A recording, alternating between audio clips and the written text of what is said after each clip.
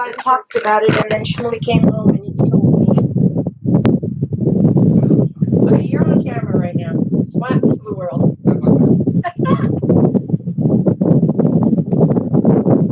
All right. How does this work?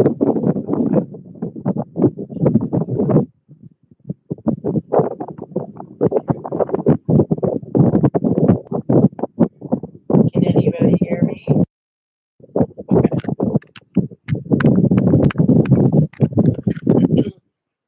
You guys cooperate.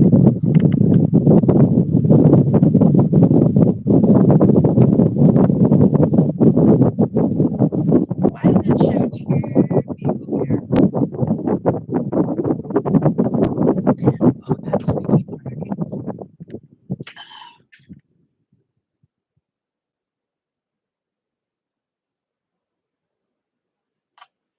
Hello.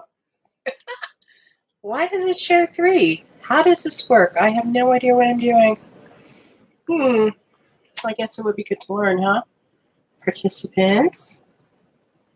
I'm at Caroline. Is I'm not Caroline anywhere near here? Oh my God! She is. Hello, Caroline. This is so cool. How are you? I'm trying this out to see how it works so I can learn what I'm doing. Never done this before. You can see the nice little messy office behind us. Oh, that's so sweet of you to come by. Love you. You're so kind. Thank you. I love leaving nice comments for you because you're such a sweet and wonderful person. And I'm so proud of all you've accomplished. You know, I've got to post a video soon. I'm going to tell you while you're still here. I got a call from the hospital last week to schedule me for a date early June for the weight loss surgery for bariatric bypass. Gastric bypass. There we go. I'm sorry. But I have COVID and I'm just getting over it now. I've only had the last 3 days now. I've been without fever. So my date is going to be sometime. Here's Tennielle. My date is going to be sometime, I'm hoping, towards the end of June now. So I'm really excited about that. Hi, Tennielle. Oh, this is so nice.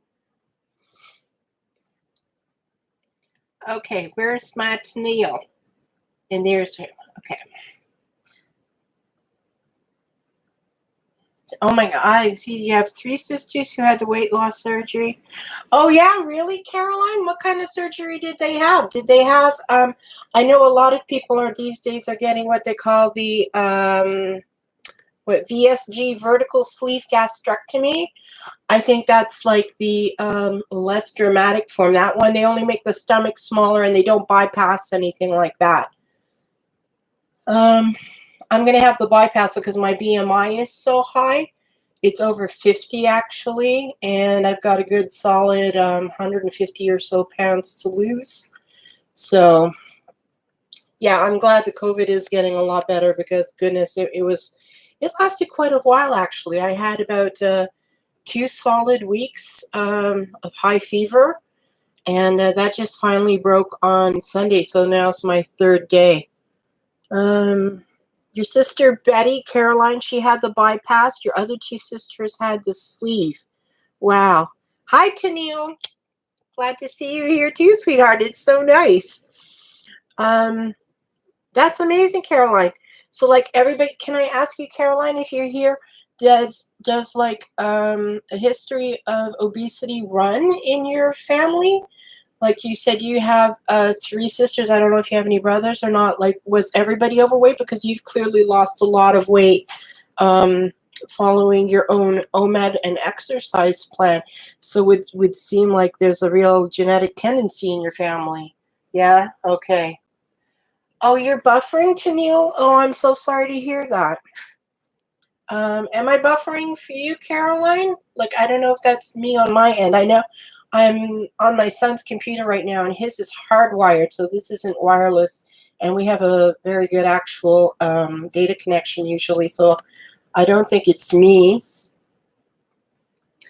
But, oh, it's so nice. I am clear. Thank you, Caroline. So did your mother also, was your mother also overweight, Caroline? I guess so, eh?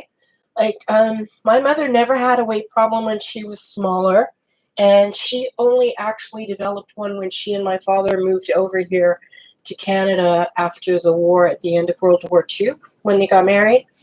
And she was away from her family and, you know, foreign country, foreign everything. Didn't know the language here, so she put on 80 pounds very, very quickly. And she held on to it and never lost it and then gained more later on.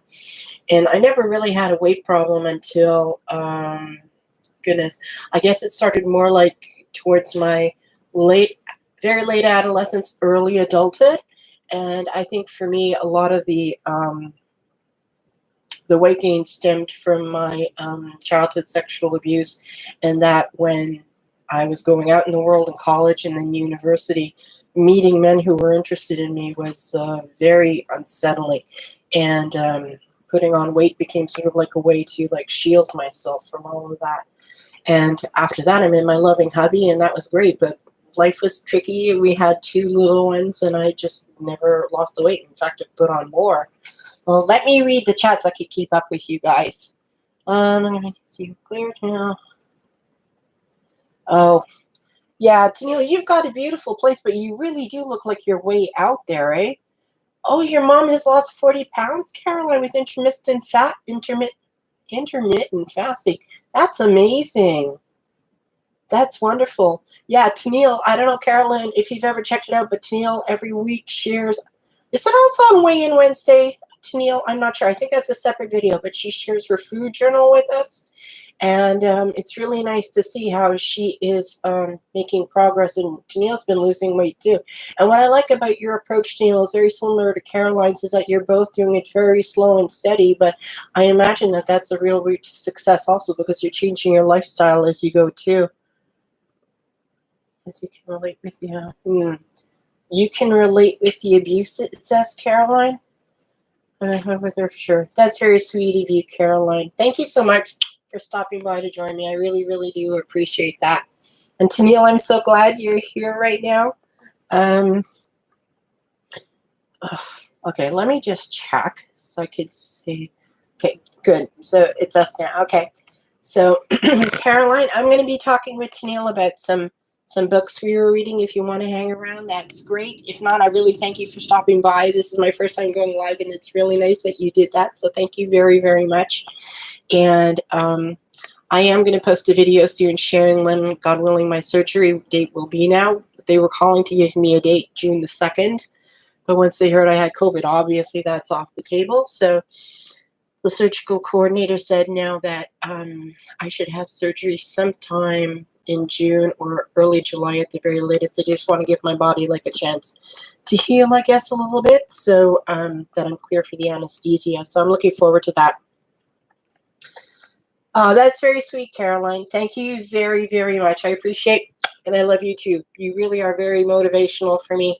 You inspire me a lot with all you do. And I'm really proud of you trying out this Spartan stuff. I don't know where you get the energy from it, but that's certainly something I'd like to think about one day. So God bless you with all of that. Bye, dear. Hey, Tennielle. How are you? Let me close the door here so we have a little bit more quiet. I don't know what my menfolk are up to. Yeah, I don't know if you just heard that, Tennielle.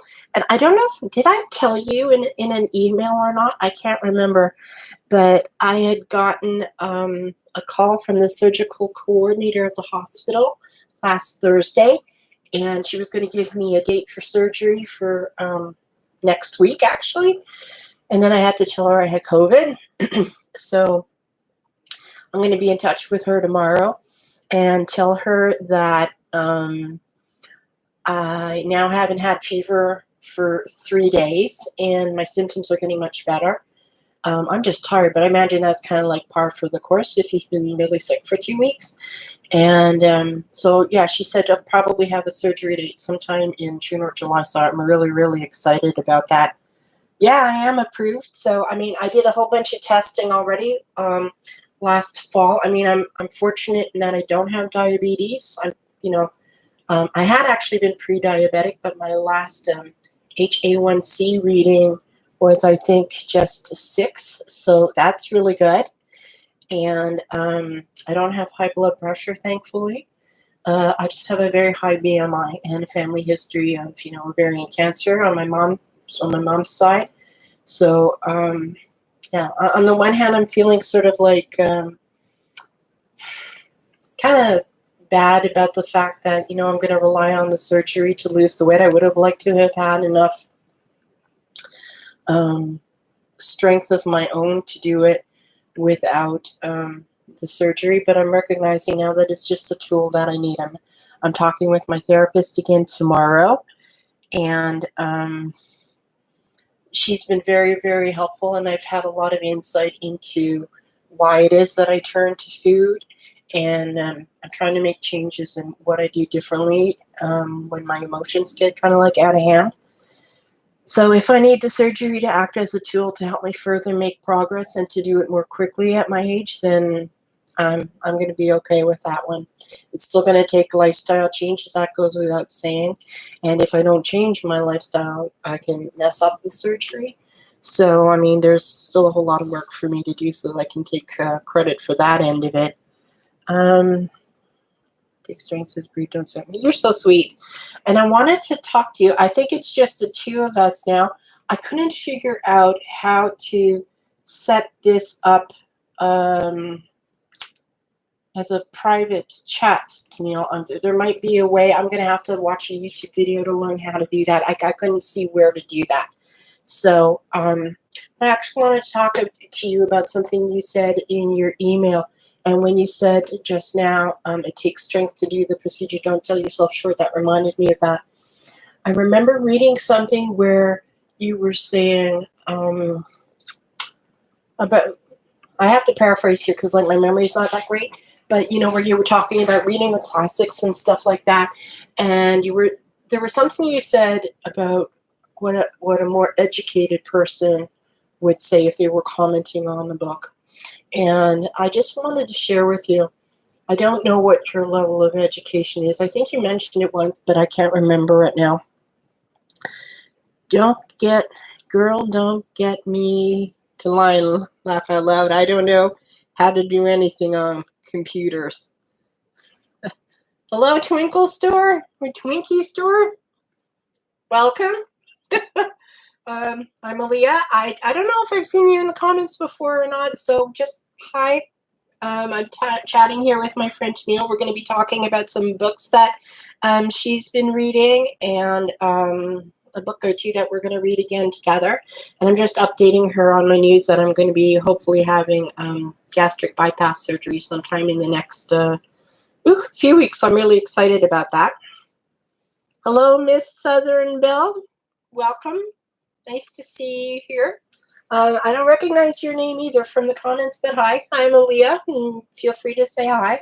I'm chatting tonight here with my friend Tennielle. We're going to be talking about some books, and I just want to cover something that a lot of people have the feeling that if they don't reach like a certain level of what do you call it?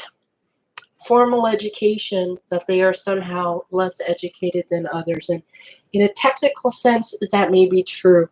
Like when you go to college and university, as I have done, you follow a certain prescribed plan of studies over there, and you then are, let's say, educated in that particular subject matter. But I can tell you that I have met a lot of people who have formal education who are very uneducated in a broader term. They have less general education, less knowledge about the world, less knowledge about many different topics. They are very well informed in that one particular area of study that they have pursued, and that's often it. And conversely, I have met many individuals who do not have a lot of formal education, and they are highly intelligent people. They are very curious, and they are self-taught in a number of areas. So I don't think anybody, regardless of what their educational level is, should feel uneducated compared to somebody else. We all have our areas of interest where we might have more knowledge, but that is not in any way to diminish somebody who doesn't have the same level of formal education. People can still be highly intelligent and have great insights. Those are often things that are just, what do you call it, natural to an individual. I don't think intelligence and curiosity about the world are something that school can teach you. School can help you apply that intelligence and that curiosity to a given subject. But many of us are able to go out into the world and educate ourselves, and that's often a much better level of experience and knowledge that you might find just by taking courses on the school level. Twinkie Story said, I just got back from USC Medical Center. Did you have some sort of a procedure there? Oh, college was a waste of time for you, Twinkie Store. What did you study in college, if I may ask? I'm really curious. And Tennielle, you said you quit school in the 10th grade and then you got your GED, and you would love to get more well-read and open for suggestions. I think reading is a great way to learn a lot about the world. You went to local community college for nursing degree, but it didn't touch literature. I think literature is something you seem to be very interested in, Tennielle, right? I mean, you've certainly, if anybody is here, Tennielle has shared on her channel, Tennielle My Lamb, let me pronounce that properly. She shares on her channel. She's done a lot of readings over there. She has, I think, a couple of playlists. She recently covered The Secret Garden. I'm trying to think who wrote The Secret Garden. I can't remember the name, so Tennielle, if you want to remind me. And she reads beautifully, and it's really nice to hear what the stories are. And Tennielle is actually talking about reading a few books, and we're going to try to then discuss them together sometime.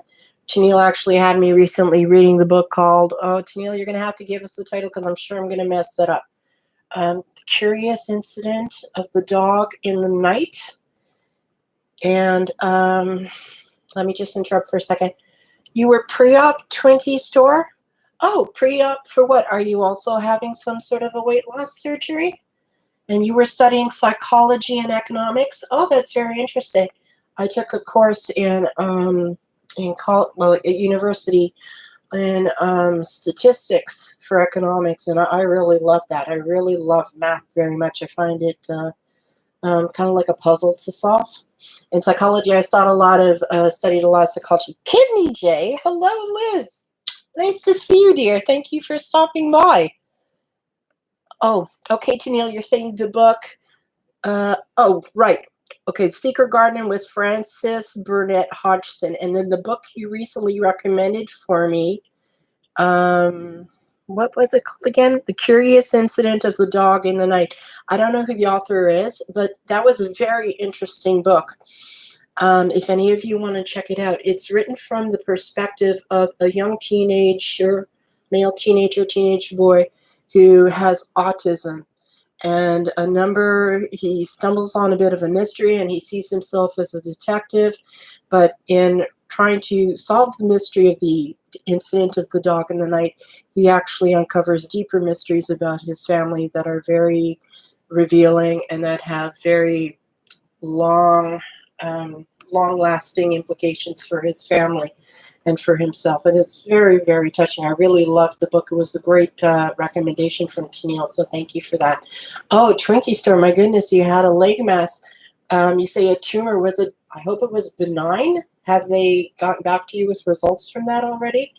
And I wish you a real, I'm going to say it in Hebrew, a refuah shalema, a very quick and speedy recovery. I hope that it heals beautifully and that you have no long-term effects from it, and that you only hear good news about what the mass was, and that you don't have anything further like this developing. That's really scary stuff. My goodness. And Miss Southern Belle, you took a course in child development. Okay, that's very interesting. Oh, Mark Haddon is the name of the book. Okay, thank you, Kidney J. It was a very interesting point of view, wasn't it, Tennielle? I don't think I've ever read a book before written from the perspective of somebody who's on the autistic spectrum. So that really, really was cool. Okay, Miss Southern Belle, you took a course in cooking, catering, cake decorating, and drama. Wow, that's very varied. I certainly would like to, that's one thing I'm going to have to learn to do, I think, is to cook differently. I mean, I have always tried to, when I read recipe books, cut down on certain of the ingredients that are, let's say, higher in sugar or higher in fat. But as I'm learning more now, particularly since I'm so overweight, one can really develop insulin insensitivity when one is morbidly obese, as I am, whereby even when you're eating, let's say, healthier carbohydrates, if you have too many of them, or you have too many of them in combination then with, let's say, higher fat foods, let's say in terms of the sauce, you can really pack on the weight pretty quickly because your body becomes metabolically insensitive to the insulin. So, which is something Kidney J knows a lot about and talks a lot about on her channel. I really love Kidney J. I think probably some of you here know her, if not more. I don't know, Tennielle, if you've ever checked out Kidney J. Liz is in Toronto. And she makes a lot of commentary about Chantal Marie Foodie Beauty, but from the perspective of health and what Chantal is doing with her diet and how she's spiking her insulin all of the time with the food she's eating, the high fat meals, the huge quantities of food she puts away, plus the sugar she's regularly taking into her body. So I'm really learning a lot about her. Judy, hello Judy, hi, welcome.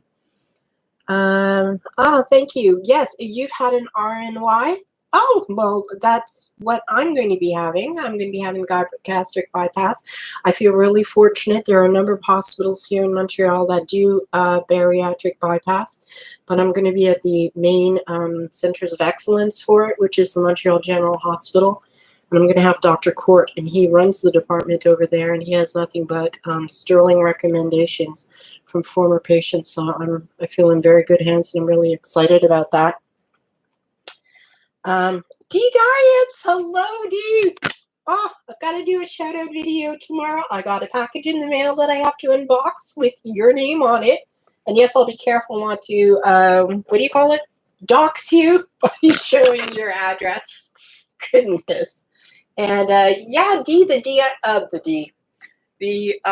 because I wanted to share with you is that I got a call from the hospital that I'm going to be having my gastric bypass surgery. So they were actually going to give me a date of next Tuesday or Wednesday, June the 2nd. Oh yeah, it's Wednesday, I think. And I had to say no because I've got COVID.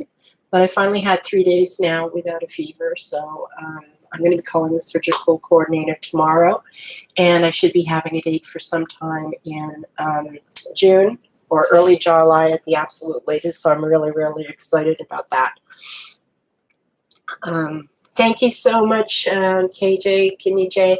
I am starting to feel better. Although I got to tell you, this morning I went to lie down for a nap at 9 a.m. and when I woke up it was 7:30 p.m. So I don't know if you could call that a nap, because what is that? That's 10 and a half hours of sleep. I'm really tired.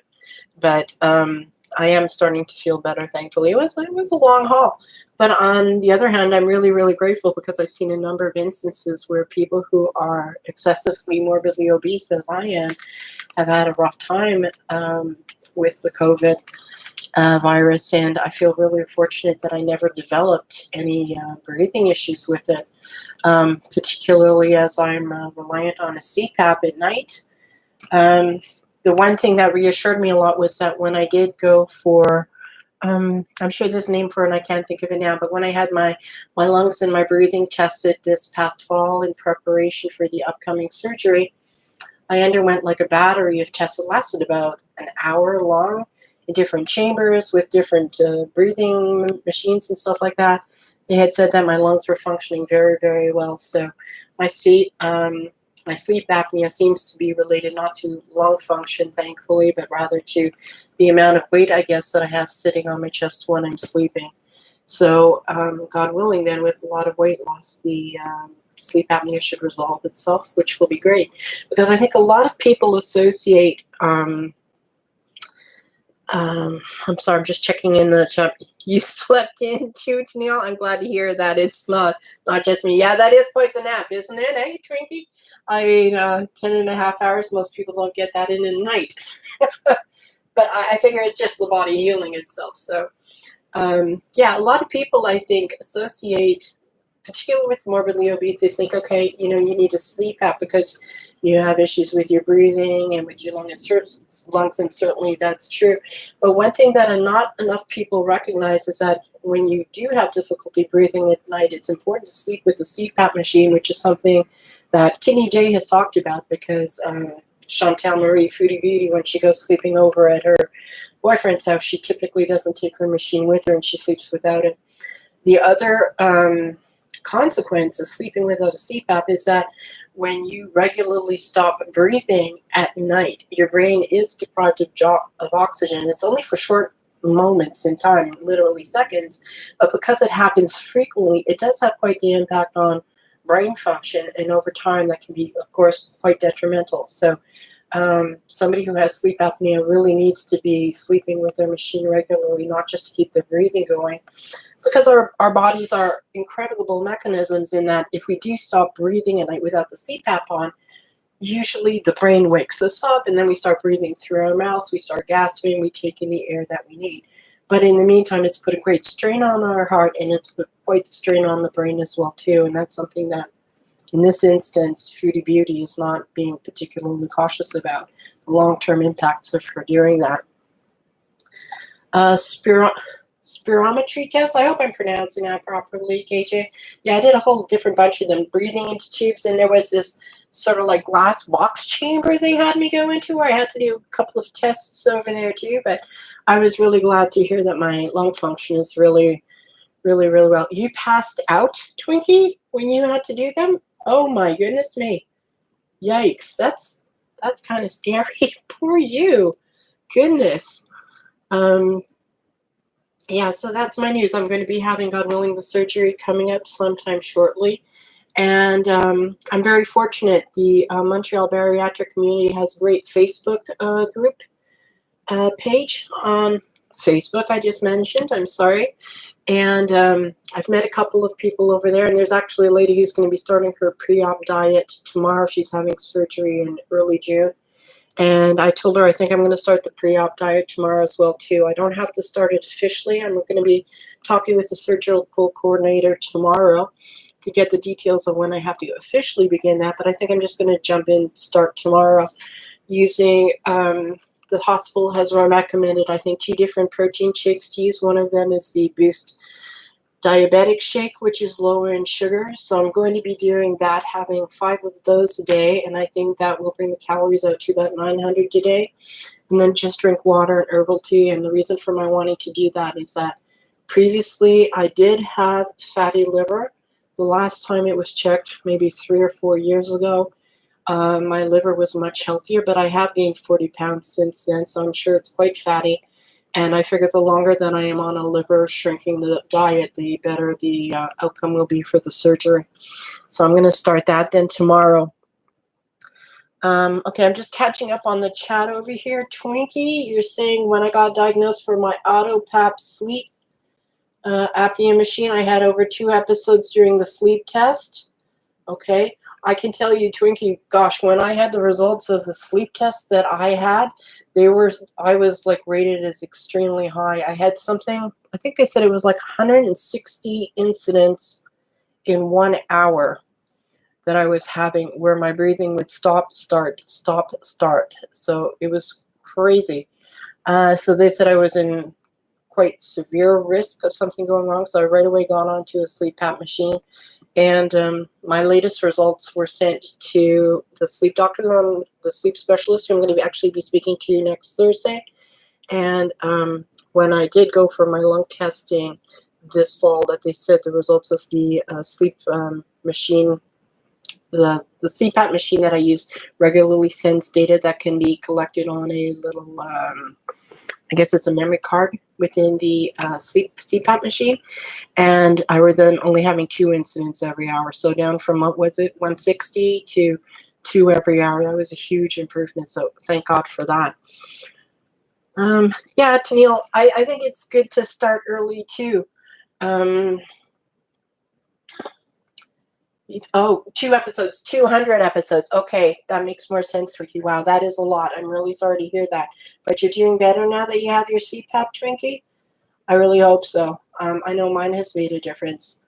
Yeah, I'm looking forward to starting early on the prep Tennielle because I want my liver to be as small as possible. I know that they have to use, I forget what they're called.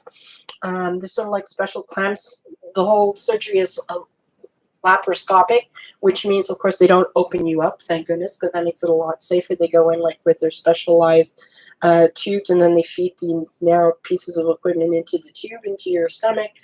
But I do know that they use some sort of a clamp to kind of like pull and hold the liver out of the way so that they can get to the stomach and then to the lower intestine, because in the bypass, that's what they do. They're going to bypass, I think, the small intestine, and then they go to the large intestine and they attach the stomach to that. So the smaller my liver is and the less fatty it is, the safer it makes it for the surgery, the easier it is for them to see what they're doing. So it means the surgery will be of shorter duration, and the quicker my recovery should be afterwards. So I want to do whatever I can to best prepare myself for that. Let me see what I'm reading over here. It's good to start early. Thank you so much for your prayers that everything goes well. I really do appreciate that, Twinkie. And I've been really lax with my YouTube channel. I started it, I think, 2 years ago, or is it 3? I can't even remember. And I had visions of posting regularly, and I've really let my depression get in the way of doing that. I always think, I don't have something interesting enough to share. I'm going to bring somebody down. And I've been terribly inconsistent, but I really do want to go ahead and start afresh now and be very consistent with posting about the process of losing weight through gastric bypass, obviously, but also by changing my lifestyle. And I want to talk about the psychological changes that are required as well. I'm learning a lot with the therapists that I'm working with, and I want it to be a channel where others can come to for information who are maybe approaching it from the same perspective as I am. I know that there are a lot of overweight individuals out there who also have mental health issues, whether it's related to depression or anxiety. Sometimes people have agoraphobia, social anxiety, and I'm sure there are many of people who have stories of abuse that originally led to them turning to food to kind of like stuff down the anger that they didn't feel safe letting out. And I want to share with them the process of how I'm going about to heal all of that so that hopefully somebody else can benefit too. Let me just catch up over here. I'm sorry if I'm not doing this properly. I haven't done it before. So, hey, thank you for bearing with me. And yes, Tennielle, we are going to talk about our books soon. I haven't forgotten that. Okay, let me read. Aaliyah, are you going to document your journey to and from surgery? Yeah, I'm going to be doing that, KJ, for sure. In fact, I think, I'm going to try to, I've been waiting till my voice got a little bit stronger because sometimes I start dry coughing, but I seem to be doing okay enough right now. So I'm actually going to start that tomorrow. I'm going to start the pre-op prep tomorrow, so I'm going to start that. And I'm going to try to come up with a schedule where I say, okay, minimally I'm going to post 2 or 3 times a week, and I'm going to come up with an outline of the topics that I'm going to cover. Particularly interested into the psychological insights behind why we gain and hold on to our weight. And I also want to talk about it from the perspective of how a significant change in a person's weight, which obviously means a lot of change in their mental approach to life, how that impacts one's relationship. There is a surgeon on YouTube, I think his name is Dr. Duck Vuong, D-U-C is his first name, and the last name I think is V-U-O-N-G. And when I mention it in a video, I'm actually going to try to link his channel for anybody. And he talks a lot about the statistics that a number of marriages fail as a result of typically women losing a significant amount of weight, because often there is sort of like this homeostasis within a relationship, and both partners sort of gravitate towards that to keep the relationship in kind of like an emotional balance. And when one person gets significantly healthier, and I'm not just talking about physically healthier here, I'm talking about mentally healthier, that usually goes along with making improvements in one's physical health, that often disturbs that balance within the marriage. And both partners have to make adjustments to keep the marriage strong and to work out whatever difficulties or problems they've been sort of like suppressing along the way. And I know my husband and I have certainly done a lot of that in our marriage. And that's actually been something that has kept me, I think, and I'm not putting the blame on my husband here, it sits squarely with me, but that has contributed to my fear of losing the weight, what the impact would be on my marriage, of losing the weight and starting to feel a little bit better about myself. Let me catch up and read over here. I'm so sorry. Okay, sending you best wishes. Thank you so much, Judy. Oh, Judy, now, oh my gosh, now it's, of course. Judy, I had messaged you on Facebook recently. I don't think you've read it yet, because when I was going into Messenger today, I saw that you hadn't seen what I had sent to you. So, Judy, hello. Judy is also in Toronto, the same, so is Kidney J, Judy. I don't know if you know Kidney J. I know I mentioned a few channels to you. I think D Diets was one of the channels I mentioned, and I know you've gone to visit D. Let me read this up quickly. So you're having a robotic surgery, laparoscopic surgery. Did you call it, you're so cute, you call that robotic surgery? I guess they sort of use they use a hand. That's laparoscopic, I know. But they use it with cameras attached to the end of their tools inside your body. That is so cool. Hi, Kelbell. I'm so glad you're here. Thank you so much. Tennielle and I are supposed to be talking books, so hopefully we're going to get to that very, very soon. You're getting better slowly, Twinkie. I'm really glad to hear that. That must have been very scary for you, and I'm really glad you were doing better. Thank God for that. You're trying to keep up. Okay, Tennielle, thank you. I'm sorry you're buffering. Hey, Kelbell, I'm so glad. You have to tend to your kitty. You'll be back. That's very sweet. Thank you very much. Knowledge perspective. Yeah, I'm going to try to share everything that I possibly can, Kidney J, the good and the not so pleasant. And I haven't peeped the moon yet tonight. Yes, Twinkie, if you could email me some of your story, I would love to read it, and I'd love to talk to you. I do have, if you go to my About page, I always have my email address over there, so you can find me if you want to send me an email, and I would really love that. And no, I haven't looked at the moon outside yet tonight, but I'm going to take a look at it now that you're mentioning it, KJ. I know it's a beautiful evening. I was sitting by the dining room window, and I felt the air blowing, and it was just absolutely wonderful. Full moon tonight. Oh, that's so cool. Okay, Kenny J saying Amberlynn Reed is in the ER. Goodness, I hope it's not related to her cancer and that she's doing all right. I mean, that's terribly scary. A lot of people breaking up because of COVID-19 stress. Yeah, for sure. Oh, okay. Yeah, I can't imagine the stressors on families because of COVID-19. I mean, there have been significant job losses. There have been a lot of financial stressors. And I think for a lot of people as well, too, the constant togetherness, let's say, for people who suddenly have found themselves at home. And I want to phrase this very carefully. I'm not putting down having children at home to homeschool, but there's a big difference, I think, when people are prepared to homeschool their kids, have the time and the energy and the knowledge to do that, and they have the ability to help their kids structure their day. But there are a lot of parents who aren't prepared to do that, and that's fine. We all have different skills. And for them to suddenly, let's say, be working from home and have the kids home with them and try to keep up with homeschooling at the same time, and maybe their financial pressures, that is a lot on a lot of people. So yeah, COVID has certainly been difficult for a number of families, that's for sure. Okay, Dee, I didn't know that Angelina had a hysterectomy also. Angelina D Diets, her daughter, has a channel on YouTube. It's a really wonderful channel. I love her. She's so sweet. Her name is Angelina1426 on YouTube.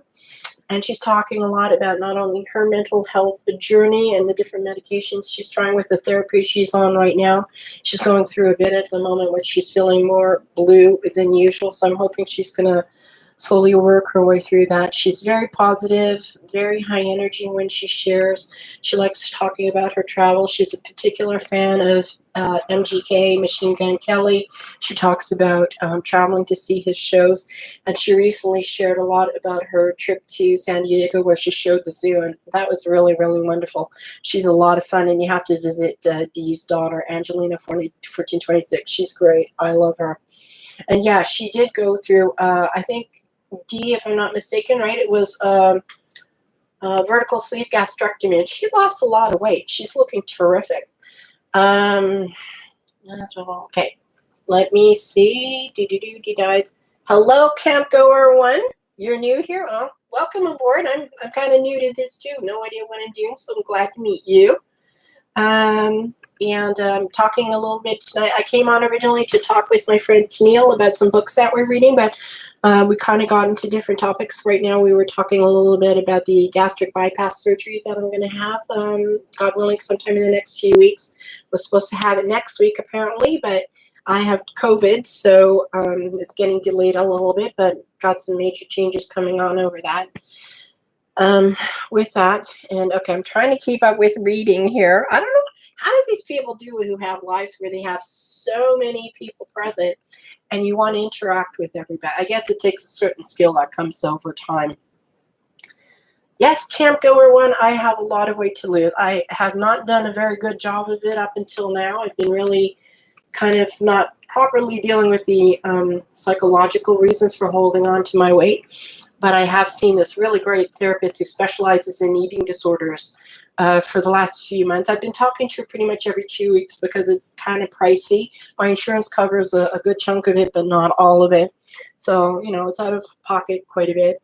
And I'm actually going to be having gastric bypass sometime in the next few weeks. And I'm actually going to start the pre-op surgical prep diet tomorrow. There's a lady in the Facebook group related to the hospital bariatric program, and she's starting her pre-op diet tomorrow for surgery in June. And I volunteered. I'm going to just start with her at the same time. I figured the sooner I start, the better. My liver will be smaller. And I'm going to be talking. I'm actually going to come up with a schedule and post regularly to YouTube for those who want to follow along so that they can learn about the process of not only going through the gastric bypass and the lifestyle changes that are required in terms of not only diet, but also, let's say, physical movement. But I'm particularly interested in the psychological insights into why we gain weight, why we hold on to it, how it is that food comforts us, and particularly the chemical changes that certain foods cause within the production of neurotransmitters in our gastric system, particularly in the gut, which is where most of our brain's neurotransmitters originate, and how many of us use food to self-medicate when we are either very depressed, or how we will stuff down our feelings instead of addressing, let's say, anger or resentments and things like that. So I'm going to be talking a lot about that. So there's the full moon, super moon, and blood moon trifecta. Can you say? Oh my goodness, I didn't know. That is really quite rare, man. I'm definitely going to get out there tonight and take a look at the moon. That sounds really cool. No wonder your cats are so frisky, Tennielle. If nobody knows, Tennielle, my lamb, has, I think you've got 4 cats, Tennielle. If I'm mistaken, you'll tell me down below. I know there's Howard, there's Naboo, there's Miss Norma Jean, and I think there's another one, and I can't recall. And they're really adorable, honestly. I still want to have a pet again soon. Okay, I'm going to take a second, quickly read through this because I'm really bad at this. My HCMC. Berberine HCI. I haven't heard about that, camp goer one. If you could share what that is.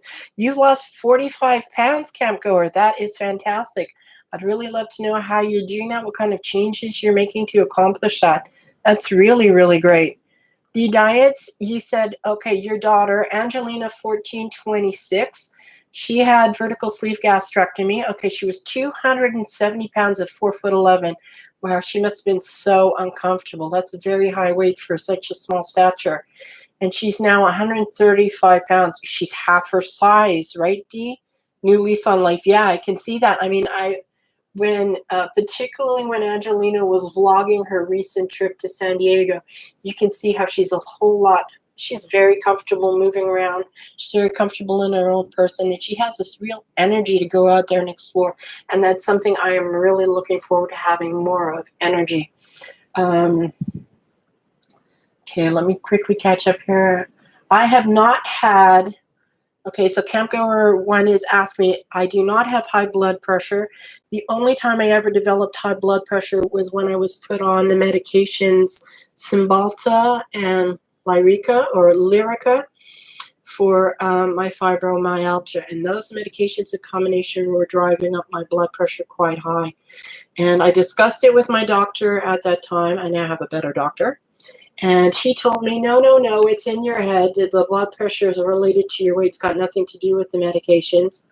And I then one day went into emergency because the blood pressure was so high. And I spoke with the doctor on who was on call there at the time. And she said, yeah, you know what? It could very well be those medications. A number of people have reported high blood pressure side effects. And I just cut the medications. I learned how to better manage my pain and my fatigue through more natural methods with certain vitamins and certain practices, like soaking regularly for a half hour at a time in a bath of magnesium or Epsom salts, because magnesium, when you put it into the water with Epsom salt, is transdermally absorbed into your body. And so I have not had high blood pressure. I have been borderline pre-diabetic. The highest HA1C I ever received was 6.3, but it was recently tested and it was 6. So it's on the downward trend because I've been changing what I've been eating. And my lipids, my cholesterols have always been very good so far. So I'm working to lose weight now because my BMI is very high. It's actually at 50, which puts me into class 3 of morbid obesity, so into like super morbidly obese. And my mother died quite young at 67 of ovarian cancer. I know, of course, obesity is a risk factor for that. So I want to do whatever I can right now to bring down my risk factors. Plus, my energy has been like tanking more and more with the weight I put on. And I'm also getting into the point now where I really find it hard going up and down stairs because there's so much weight on my knees. So I've got to get this weight out of the way so I can be healthy and live a longer, healthier life. Okay, let me go back to reading, catching up here. Excuse me, what's being said in the chat. Have you had any, Camp Girl One, I'm curious, have you had any like physical illnesses related to being overweight? And I'm curious, what is your weight now? Do you have a channel where you're talking about you're losing your weight? You said you're down 45 pounds. Like, are you also super morbidly obese, or do you have less to lose? Berberine is a natural supplement. Okay, I'm going to take a look into that. You don't eat anything, Camp Goer, with over 6 grams of sugar, and you do low carb and intermittent fasting. Yeah, that's terrific. I mean, I do love sweets when I'm in a very low mood.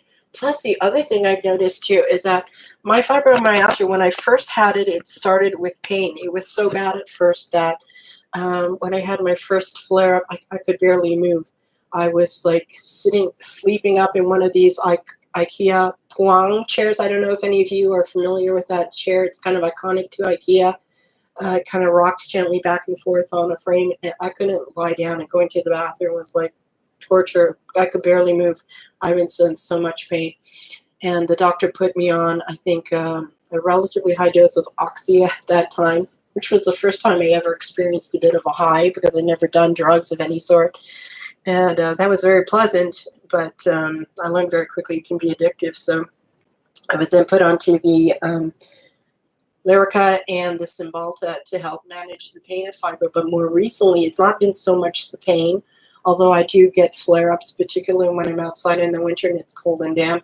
But I do have a lot of exhaustion related to that. And I'm really hoping that as I drop the weight and I become more active once again, that my energy will pick up. But I'm going to look into this berberine. And I've watched Dr. Berg on YouTube. Yes, Camp Goer One. He's terrific. He shares a lot of information. There's somebody else that I'm thinking of who's also shared a lot. I can't recall right now, but when I do, I'll try to mention it in an upcoming video. And yeah, Tennielle, my lamb, she's on a low-carb diet. Excuse me. And actually, if you want to check out Tennielle's channel, she shares regularly every week. She goes over her food journal, and she shares what she's eating and the carbs the gram carbs in the food that she's eating. She also weighs in regularly every week, and she's been losing slowly but steadily, which is really smart because then it's much more likely to stay off. And she's also been observing a little bit. I think you started that more recently, Tennielle, if I'm not mistaken. talking a little bit about how you're feeling, not only about your day, but how you're then improving as you start losing the weight. And recently, Tennielle did a haul of new clothes that she got because she had lost weight and much of her clothing was too large. So that's always exciting. Medications, yeah, medications can certainly raise blood pressure. I think that's something that's a number of individuals are not aware of. And that becomes sort of like a vicious cycle then, because often medications are toxic to our bodies. They may help with whatever they're particularly prescribed for, but they also have side effects that are damaging to our health as well too. And it often becomes a vicious circle. Like in the case, let's say, for instance, where I was given these medications for the fibromyalgia, the doctor said, okay, well, you know what, your blood pressure's going up, we'll just start you on blood pressure medications. And it kind of goes from there, like you get one medication and then that causes a side effect, so we'll medicate that, and that can cause something else and we'll medicate that. And then eventually you get into becoming so reliant on thinking, well, a medication, a pill is going to help my health condition, that it becomes too easy to then become complacent at that point. And I think, and this is something that Dee Diet talks a lot about on her channel as well too. She's lost a significant amount of weight. She is now whole foods plant-based, and I think she has been now for about a year or so. And Dee, I'm not sure if you want to put it down here in the chat if you're still here, but I know Dee at one point weighed over 300 pounds, and I think around her last weigh-in she was maybe 175. I mean, can you imagine? I mean, that's losing an entire person. And she is so filled with energy right now, and she's so vibrant, and she is glowing. And she regularly shares, and I'm sure she has playlists on her channels because she's very organized. She shares a number of the recipes that she prepares, and she talks about the foods and how she makes them with sugar-free sauces. And there's a lot to learn over there. And she talks also, she eats a lot of highly nutritious foods because she's whole foods plant-based. And I know that Dee was inspired by another lady here on YouTube. Her name is Patty Too Mad. And I don't know if she recently changed her name to Potato Patty Too Mad, something like that.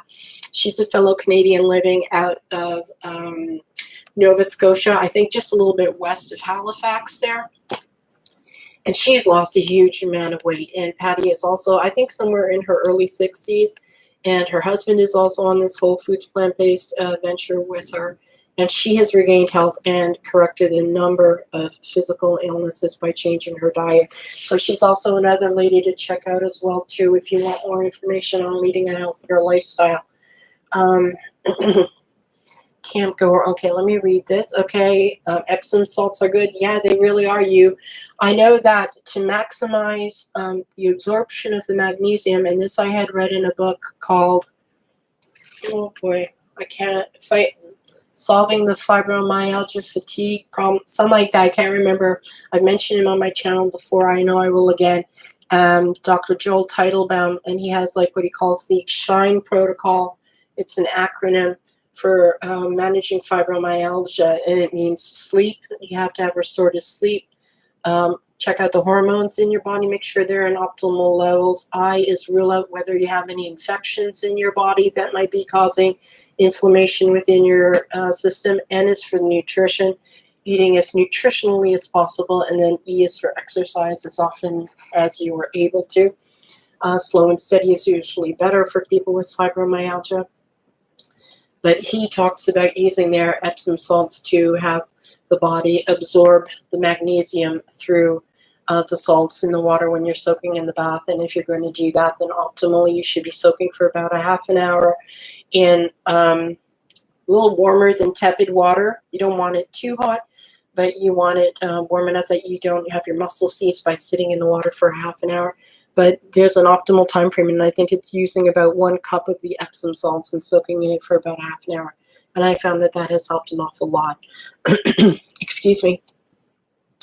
Twinkie Star, 118/88 is your usual blood pressure. That's good. And your A1C was 6.5. Too many donuts. Your A1C was 5.13. No, 5.13 months ago. And you're on 400 lbs. Okay, 400 pounds. Okay. Yeah, 6.5 is getting up there. I think. Are you in Canada, Twinkie, or are you in the States? I know that Canada and the U.S. differ in terms of what their cutoff point is with H1C criteria for when you were going from being pre-diabetic to diabetic. I think in Canada, the level. My son recently told me it was 7. I had originally understood from one of my doctors it was 6.5. But yeah, you're right on the cusp over there. And the tricky thing is, um, with pre-diabetes, of course, is that when you're classified right on this scale, and somebody says, okay, well, you're going from being pre-diabetic to diabetic. When we hear pre-diabetic, we figure, okay, that's not too bad yet. And then you hear, okay, you're now in the diabetic range, and you think, oh, this is really not good. Technically, when you're in the pre-diabetic range, it's already really not good, because diabetes builds slowly over many, many years within your body. And even though you may not be officially classified yet as diabetic, wherever you're in that pre-diabetic range, your body is already making slow, damaging changes. Many of them can be then healed over time as you improve your diet and you bring down your glucose readings.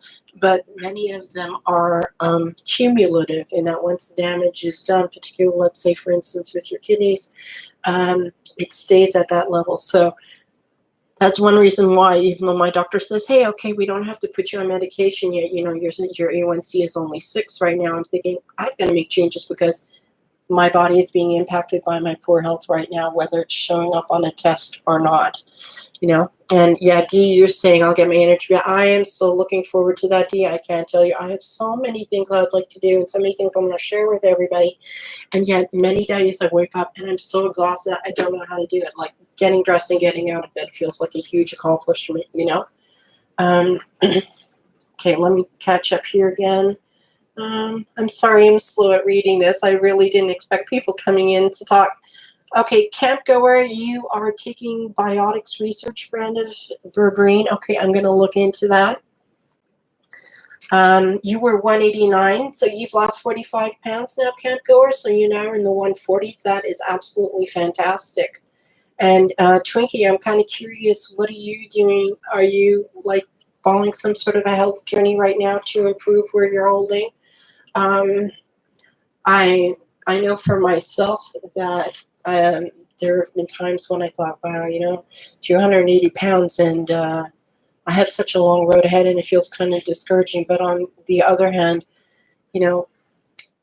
I think for a long time I was kind of like, what do you call it, perfectionistic in my attitude. And that's something that I grew up with. It was always, well, you want to get the absolute best marks and you want to do the absolute best you can. So when I would start some sort of a plan, I would think, well, if I'm not doing it perfectly and I'm not giving it my all, then, well, I would then feel very down about myself. I would think I was a failure. I wasn't deserving of succeeding because I wasn't really putting in the effort. And oh my gosh, I'll start again tomorrow.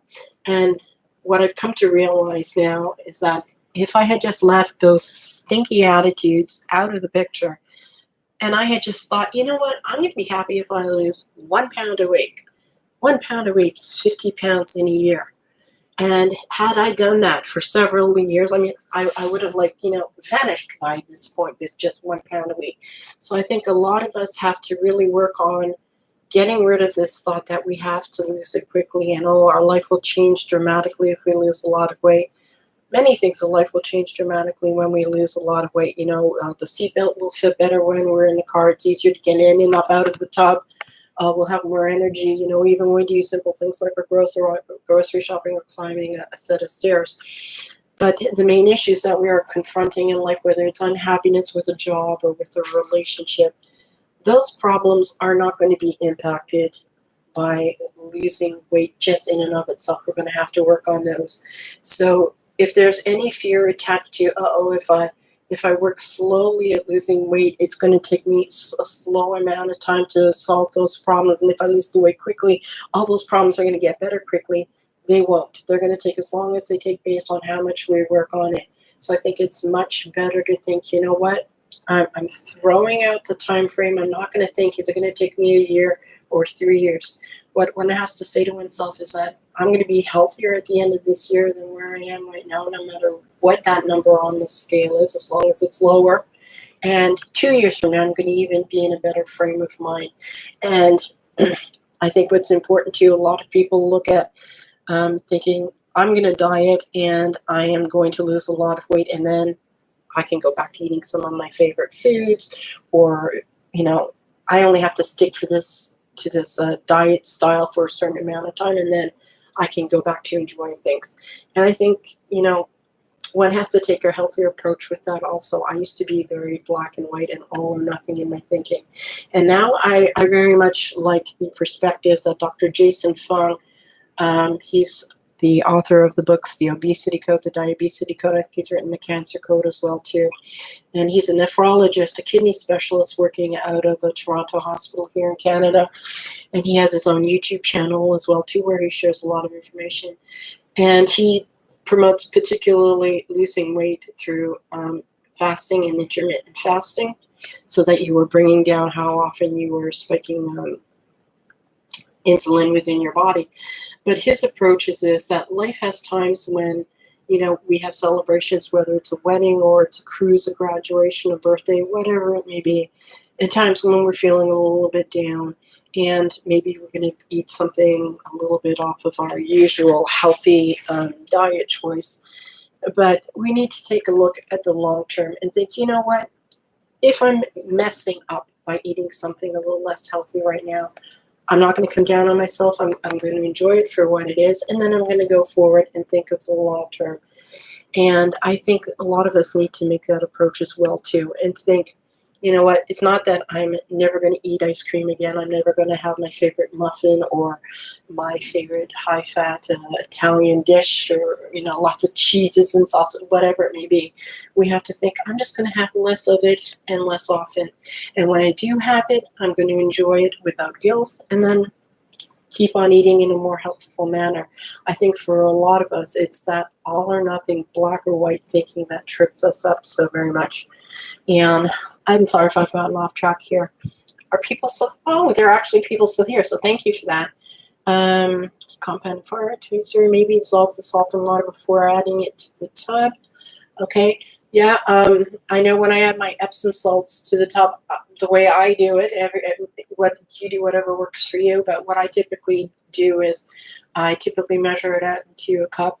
Eventually you can get to sight how much it is, and I pour it into the tub, and then I put the water over that, and then I usually stand there and sort of stir it around with my foot a bit until it dissolves before I sit down into the tub.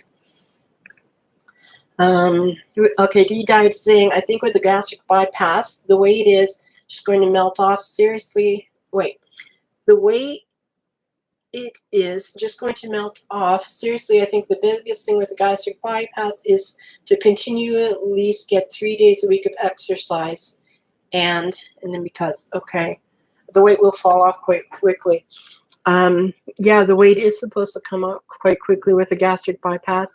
I think the way it worked with most gastric bariatric surgeries, whether it's the vertical sleeve gastrectomy or the bypass, is that weight typically comes off most quickly. I think they say within the first 6 months and then the first year. And yeah, I'm just going to keep working at it, doing what I'm supposed to do, following what my surgeon's recommendations are for the amount of protein to take in every day. And then I know that going forward in the future, I do want to transition to eating more of a whole foods, plant-based diet, much like D-Diets is doing. I had done a lot of reading from the Dr. Joel Fuhrman. He's written the Eat to Live series of books, and his formula actually for a diet, I think he calls it H equals N over C, where H being your health is equal to the number of nutrients you take in divided by the total calories. So basically what that means is you want every calorie that you put into your body to be packed with as much nutrition as possible. And that is certainly something that D-Diets and Patty Chumat talks about and promotes a lot on their channel with the foods that they're eating. Making sure that you get in for every bite as much nutrition as you possibly can. And the thing they often talk about with whole foods is that science is only now actually technically starting to get into examining what all of the minor micronutrients are within the foods that we consume, particular phytonutrients through plants. And there is just so much nutrition in these plants, whatever it is that they are. So I know that that is the path that I want to follow in the future. Let me catch up here again. And I'm sorry, guys, if I'm doing this slowly. I'm trying to learn as I go. Good night, Judy. Thank you so much for joining us. I wish you well, and I hope you'll get back to me soon on Facebook. I look forward to talking to you more soon. This way we break gradually. Yeah, campgoer one, I agree. Lose it gradually and be active. And oh yeah, that's the other happy news here in Quebec. My gym is finally going to be reopening here in Montreal on June the 7th. It has been shut down now for a year and 3 months. I'm really looking forward to that. That is something that I was using not only to help me lose weight and to gain energy by developing my muscles and exercising more, but it is also something that I have really come to enjoy for bringing down stress. Going to the gym, it's beautiful. I'm at the Econo Fitness gym here in Montreal, which means, what is it costing me every month? I think it works out to about $15 a month, but it's a beautiful, beautiful gym. The one I go to is women only, and it's a lovely facility, and they have a lot of machines. It's almost like going to a spa. I feel like they have lovely changing rooms, and it's time that I take away from myself, where I'm just walking on my treadmill. I typically watch a lot of YouTube videos at the time when I go there, or I'm riding on the bike. And what I really want to start learning to do now is use many of the weight machines to start working out with weights. Because I think one thing that many of us do, particularly as ladies who are getting older, and once we're postmenopausal as well and our estrogen levels go down, is that we need to be really careful about building and maintaining our muscle mass. You see a lot of older individuals who out there look rather frail, particularly with their upper bodies kind of sunken. They don't have particularly a lot of strength. And that is something that while I am still relatively younger, I want to work on building up. And then I'm hoping that through proper nutrition, by eating properly in the future and getting a lot of nutrients through a lot of healthy vegetables and legumes, that I can then keep up that level of muscle strength that I attain, so that I will have more energy and greater reach and flexibility then as I get older. You've been all or nothing also, Twinkie, through all your life? Yeah, I've had a lot of that as well too.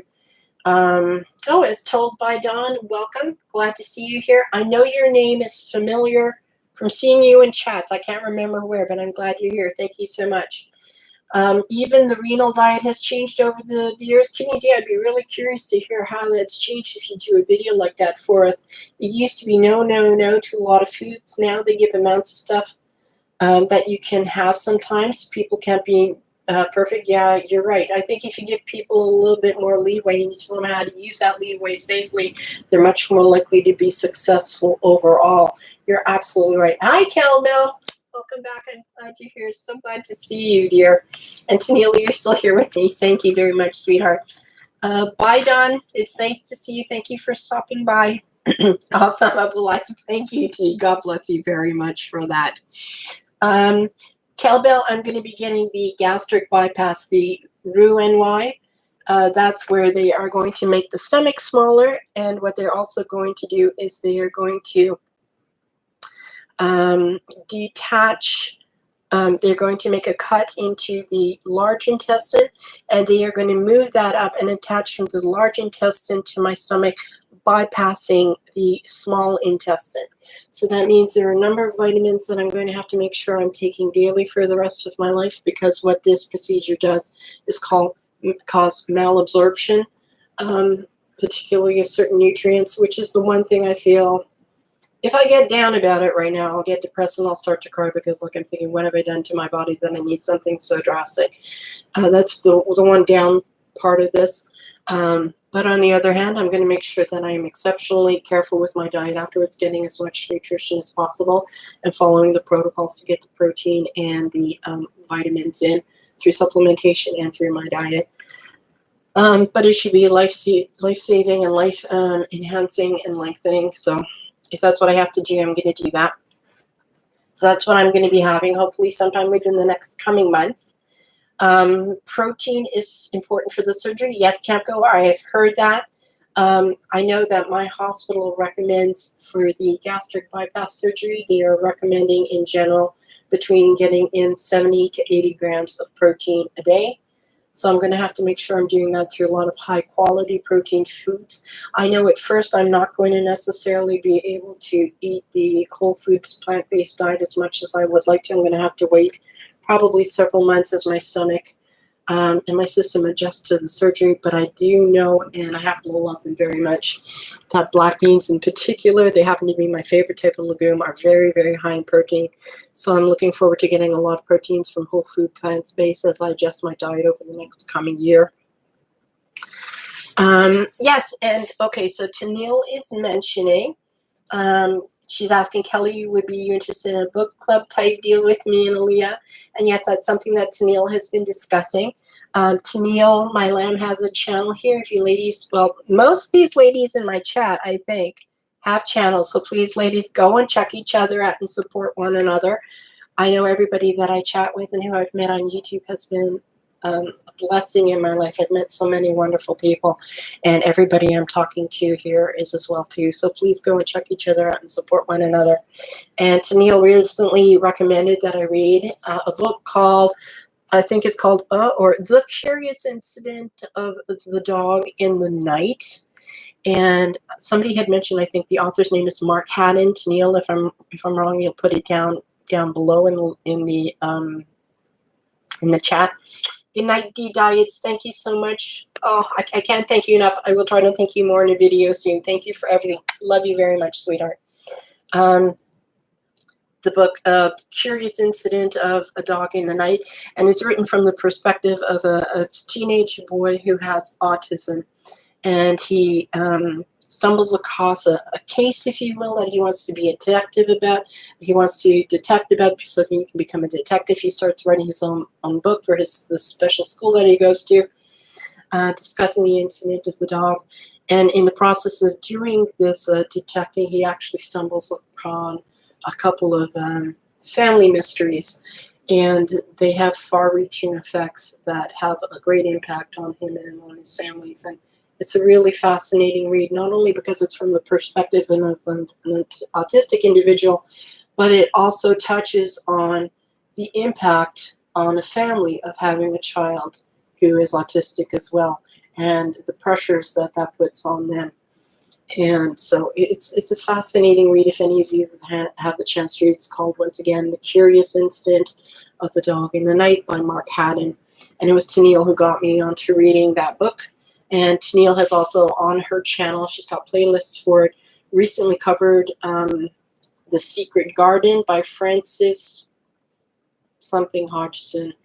Oh gosh, I'm so sorry. Brain's not functioning well, but that's really interesting. And I know Tennielle has other books she wants to read going forward. I think one that she mentioned to me was Sula by Toni Morrison. So I'm really looking forward to that. And something that I had mentioned to Tennielle, that I think it's my most favorite book that I have ever read, was by Henry David Thoreau. I think it was written sometime in the mid-1800s or so, and it's called Walden, or Life by the Pond. But I know the main title is Walden, W-A-L-D-E-N, and there is actually a Walden Pond in Massachusetts. And it's about a man who goes out to kind of live off of grid in those days. And he lives entirely off of the land and by what he can do with his hands. And there are a number of insights into not only nature, but human nature as well, and human relationships. And I found that a very interesting read. So I'm hoping that's going to be something we talk about and discuss together. Okay, I'm sorry. Campgoer one, you're asking. I am officially, I'm 56. I have to remind myself that because the other day I said 57, but I'm actually a year younger, so that's nice. Although I feel 29. I think I'll forever be 29 at heart, but I'm 56. So I'm actually postmenopausal. Although, honestly, I mean, if this is TMI for anybody, but I think we're all ladies here in the group anyway. With COVID, I actually started spawning once again, and that is something that I had read about, that a number of individuals, ladies who have had the COVID vaccination, either it's had an impact on their menstrual cycle, or for those who are postmenopausal, many of them have started spotting again, also as a result of the vaccine. So it's very interesting the way the vaccine and the virus itself seem to have quite a significant impact on our female hormones in our bodies. So, okay, so let me see. Twinkie is saying, I've worked with somebody who's had gastric bypass, and in addition to their small lunch, they would have a protein shake, right? Oh, Kelbell, I didn't know you had a weight loss surgery. You had the biliopancreatic diversion with duodenal switch back in 2001. Oh, my goodness. From what I learned from my hospital, actually, Kelbell, excuse me, they offer 3 types of the bariatric surgeries.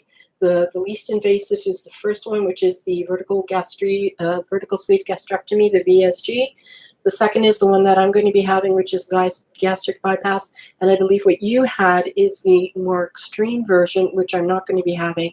And that one is the biliopancreatic diversion with duodenal switch. From what my hospital has told me, typically people who have the VSG, the vertical sleeve gastrectomy, can expect to lose, I think they said on average, 60% of their excess body weight. So that would mean, let's say if an individual were going in at 300 and their weight was supposed to be 120, their excess body weight would be 180 pounds, and they would be guaranteed, if all went well with how they complied with the instructions following the surgery, would typically lose 60% of that 180 pounds. With the gastric bypass, because it's a more dramatic change to the intestinal system, bypassing the small intestine, weight loss is guaranteed to be about 70% of your excess weight. And with the duodenal switch, they said that it would be 80%. But if I'm not mistaken, Kelbell, and you can tell us over here, with the duodenal switch, I believe there are a huge number of vitamins. If I'm not mistaken, I think my hospital had up in there, in the presentation that I had gone to, that there are 12 vitamins that you absolutely have to take every day throughout life afterwards because of the malabsorption of certain nutrients from your diet. You take vitamins for life too, Kelbell, that's right. Campgoer 1, if it's not in stone in your decision wanting to get the surgery, please try taking berberine first. When you research it, it is very good weight loss benefits. I will take a look at that later tonight or tomorrow, Campgoer 1, so thank you very much for mentioning it to me. Okay, I'm just sorry. Wish you were 56 again. You're going to be 62 in August, Campgoer 1. Well, 62 sounds lovely to me. I'm hoping by 62 I'm going to have little grandchildren running around. And Campgoer 1, D Diets, I think, is 61 or 62, if I'm not mistaken. If you haven't checked her out, check her out, because she's a riot. She talks about her changing her diet, and now she's lost a lot of weight with whole foods, plant-based. She also shares other things as well. She's a real sweetheart. I'm sure you'll like her if you go and you check her out. Kenny J, I always trick myself and say I am a year older, and then it's a pleasant surprise that I'm actually a year younger. I love that, Liz. That's terrific. You can't stay. Oh, I'm so sorry, Tennielle, and we didn't talk about the books yet. We will get to that, okay? I'm very sorry. I will email you. We'll try this again soon, sweetie, but I'm so glad you got here. Thank you very much. Okay, Tennielle. Good night, Tennielle. Be sweet. Okay, so let me see. I think I can check here on the stream who's here. Okay, so I see Campgoer 1. I see Kidney J and Tennielle. Tennielle is leaving. It shows me 7 people, so I'm not sure who everybody else is. If anybody else is listening in, please jump in and say hi so I can say hi back. But Kidney J and Campgoer, Tennielle, everybody, I want to thank you very much for joining me. I really don't know what else to mention at the moment. I am going to start, like I said, that pre-op diet tomorrow. I don't have to start it officially yet, but I figure, hey, the sooner I start, why not? And I am going to do that research that you mentioned, Capricorn 1. I am going to look into it. I'm going to have to write it down. I'm thinking berberine, but I think it's another name you mentioned. I'm going to go through the chat over here to look it up. And I am going to look up what you had mentioned, Capricorn 1. And I am going to be coming back.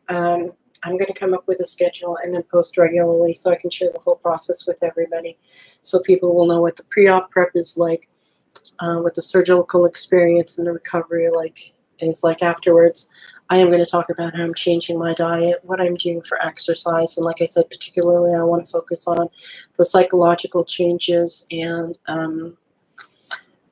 different helpful insights that are going to be part of the process to losing the weight and then keeping the weight off. Okay, good night, Camper. Okay, Camper 1, you eat a lot of salads. Yeah, a lot of healthy salads. That's a great idea, Camp Goer 1. I'm looking forward. Oh, berberine. Okay, berberine, HCl. Okay, I'm going to look that up. And cowbell, yes, at time my surgeon had only performed 2 of them. One patient died and one had major complications. Gosh, I'm really sorry for that period. Well, for the person who passed away, but also for the one who had the complications. The way he looked at me in the eye and he said, "We can do this," and I believed him. You were Amber Lynn's size cowbell. Wow, my goodness. So that was really life-saving for you having that, eh? My goodness. Yeah, when you said 2001, I was thinking that was quite a long time ago. I know that they have made huge leaps and bounds, of course, in many surgical procedures, particularly, I think, with the demand for bariatric surgery. So now the surgeons are much more experienced in a number of the more complex surgical procedures out there. So it has become safer overall. But yeah, that is definitely a scary thing to do. You've lost almost 400 pounds, cowbell. Wow, I mean, that is incredible. I'm so happy for you. I can't imagine how much better your life is. I mean, how do you do that? That is incredible. Wow. I can just imagine how much easier everything is. Just getting in and out of bed in the morning and moving throughout your day. You're going to delete this. You go right ahead and delete it, sweetheart. Absolutely. Or I don't know, I can delete it for you if you want. I not really don't know how to do that. I know. Oh wait, I can't. Okay, I got rid of that one. How's that? You delete whatever else you want to see deleted, but I got rid of that. Sorry, got rid of that one for you. Okay, Cowbell, and I appreciate you sharing that here. I find that incredibly inspirational. I'd be very interested to know if it's something you'd be comfortable to share with me one day, whether privately or in a chat, why it is you don't feel comfortable sharing that. I think that's a huge accomplishment. I don't care if you had surgery to help you as a tool along the way. Anybody who loses a significant amount of weight has to make huge lifestyle changes and a number of psychological changes as well. And that takes a lot of dedication and a lot of heart and a lot of work. And I applaud you for that and admire that. And I mean, you have saved your life by the risks that you took and the effort that you have put in. And I can only see things to admire and look up to and emulate through what you have done. It's truly incredible. And I see you as very inspirational for doing that. And I'm sure a number of other individuals would too. Not to put pressure on you to share, but I just feel badly if you feel it's something you need to keep to yourself, because I think there's a tremendous amount to be proud of over there. Camp Goer shared, my friend got really sick after the sleeve surgery. Okay, some people do, some people don't. I guess everybody's body reacts individually. Oh, that'd be nice, Kelbell. I would love that. Kelbell, you can find my email address. I always have it on my About page. As well, Tennielle has my email address if need be. You can get it through her. I can tell you right now, it's aliyabrody@gmail.com. So it's spelled ALIYAHBRODY@gmail.com. And I'd love to hear from you. That would be terrific. Camp Goer 1, my first name is Aliyah, as I just said. ALIYAH. And you have struggles with depression, Kelbell? Goodness, Kelbell, I'm so sorry to hear that.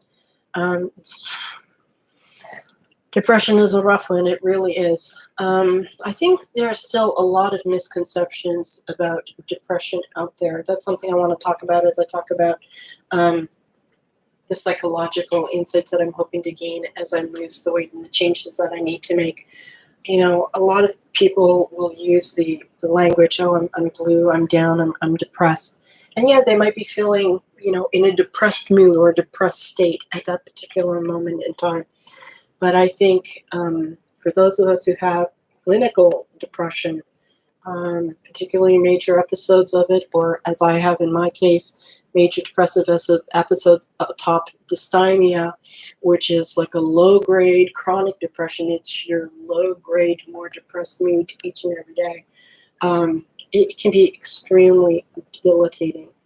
And it's not something that is always easily treatable. A number of individuals say, well, get therapy and get medication. And first of all, not all medications work for all individuals. They work to differing degrees. I'm very fortunate right now in that after, about 18 years of trying different medications, I'm finally on one that seems to be the best for me that I've ever had before. In my case, that one is citalopram, otherwise known as Celexa. But I've been on many others before that. And therapy does help, absolutely. But the challenge with therapy is that it's usually quite prohibitive for most people, financially speaking. And when therapy is offered, whether through a hospital program or a government-paid program, as we here in Canada are very fortunate to have, it's usually quite short-term.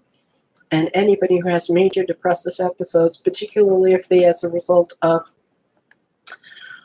life experiences, in my case, abuse over many, many years, the psychological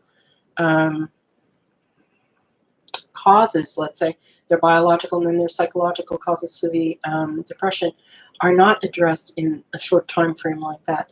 You do not heal years and years of psychological, sexual, physical, mental abuse in 3 or 4 months, and you're good to go. And particularly once you are working through the therapy and you are starting to make changes, other issues come up. And I think for many individuals, that's part of the most tricky thing with depression is that, it can be improved if you've got the right medical support for it, the right medication, but you also have to have the right therapeutic support for it. And for most people, that is very difficult to get and then sustain over the long haul because it's very, very pricey. Thank you, Kemko Irwin. I'm glad you like my name. I actually got to choose it. It's my Jewish name. I was Roman Catholic until, I left the church when I was 14. And I'm sure my views played a part in that as well. And I then started exploring Judaism in my late teens and particularly my young adulthood when I was in college and university. And then I converted when I was 31 and I got to choose my own name. So that's the one I chose. And because the reason I chose it is because in Hebrew, the word Aliyah, or Aliyah, as they would say, let's say in proper Hebrew in Israel, it means to go up and to go forward. So I wanted to remind myself that wherever I am in any given moment, whoever I am as a person, my aim is that I should always strive to be a little bit better each day and the next day as I was in the day before, growing as a person, being kinder, more loving, more tolerant, more patient, more giving, that sort of thing. So that's why I chose that name. Excuse me. Kelbell, you said you were never even diagnosed with binge eating disorder until you lost your weight. Yeah, oftentimes eating disorders are one-in-one, either separately or with mental health disorders, and they're not always picked up. And even when they are picked up, they're not often treated very well either. They, of course, made tremendous strides in trying to help individuals who have anorexia nervosa, and I understand, obviously, why there's been a lot of emphasis in helping individuals with that particular eating disorder because it is life-threatening in the extreme for many of them. But there are other eating disorders that have a huge impact on our long-term health, whether it's binge eating disorder or it's bulimia or it's emotional eating. And those aren't often addressed. And there are very few programs that actually deal with some of those as well, too. Let me read here. Campgoer 1, you said, I worked in mental health case management. Medications are a bit of a hit or miss. That's very true. You got to be careful of the impact of them. It's not always good. Therapy is a must. Yep, absolutely. Cowbell, you've been in therapy for decades. That's great. You do well, then you relapse, you go back, maintain. It's a lifetime challenge. Yep, I hear you, Cowbell. It is definitely not easy.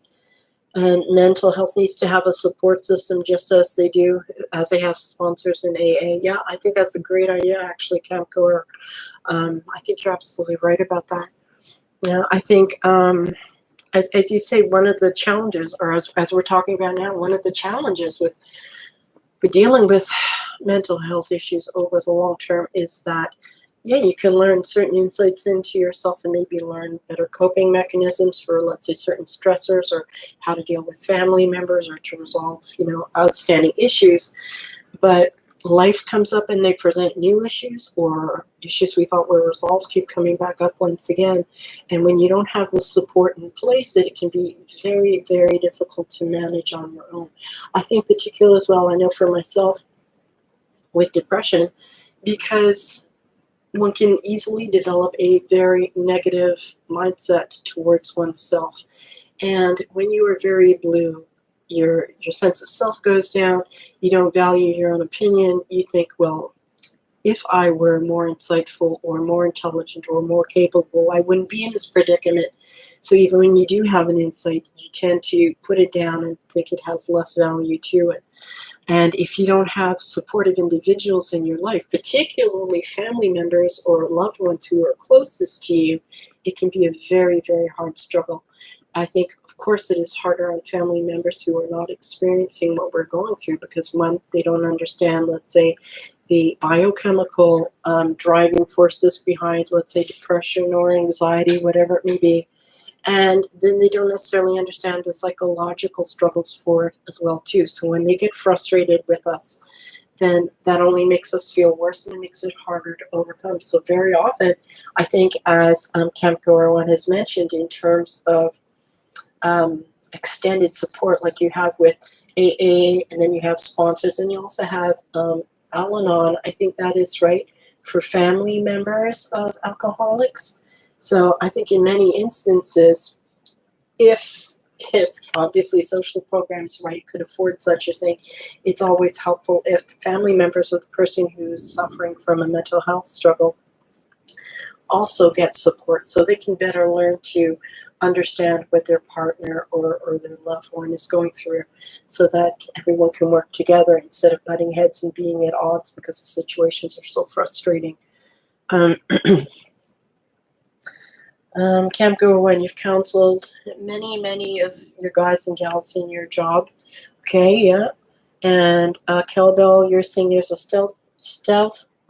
12-step program called Dual Diagnosis, Addiction, and Mental Health. I've been to some of those meetings. That's very interesting. I've never heard about that one. That sounds very, very good, Kelbell. In the U.S., I'm not sure if you're in Canada. I'm in Canada here, Kelbell, Camgar 1. I'm not sure where you're located. You were saying when I was in my AODA counseling internship, just telling people I'm a phone call away makes a huge difference. I'm sure it does make a huge difference to know that people can reach out and talk with you, Camp Goer One, for sure. I think a lot of individuals need to have more support for what they're going through. If any of you happen to know, one thing that I have often looked for, you're in Phoenix, Camp Goer One. That's such a beautiful area. I've got to tell you, Arizona is on my list of places to go one day. I particularly want to see, I think it's just northeast of Phoenix. I think you have Tonto National Park, if I'm not mistaking the name. And I know that this is one area, right, where they have And I'm sorry, I can't express it better right now. My brain's not working well enough. But I think this is where they have carved into the sides of the mountain very ancient habitations of the people who lived in the mountains overlooking the plains over there. And that's definitely something I want to see one day. You think Canada is nicer, Cambodia? Please, you've got to come up here and visit us sometime in January and tell me that then. Mind you, I don't know how you manage in Phoenix, Arizona. I can't imagine what the heat is like over there. Goodness gracious. So Calbell, you're saying DDA is a 12-step program, just like AA and NA. Okay. Camp Goer One, you're saying that Phoenix has a lot of pollution. Oh, that's a shame. There are a lot of pollutions in a lot of cities these days, eh? Camp Goer One, you asked what my name is. If you're comfortable with it, I would love to know what your name is here in the chat, if you don't mind sharing, so I can get to know you better. Dual Diagnosis Anonymous. That sounds really, really cool, Kelbell. You're from Wisconsin originally, Camp Goer One, but you've been in Arizona now for 11 years. Your name is Linda. Linda, it's really nice to meet you. Thank you for joining me here today. I really do appreciate it. And what I wanted to ask you, ladies, because we're talking about mental health issues at the moment, is if any of you know of any channels that regularly have chats going on to discuss mental health issues. You do have a channel. I'm definitely going to come by and visit you, Linda. I would like to get to know you better. That would be terrific. Calbell, I think you don't have a channel. I think I've checked a few times in the past and you don't. But I'm hoping I can get to know you better through emails, okay? I really hope you'll be comfortable doing that. I know I would like that very much. And Calbell is short for Kelly. I like that. That's a sweet name too. I love Kelly. That's lovely.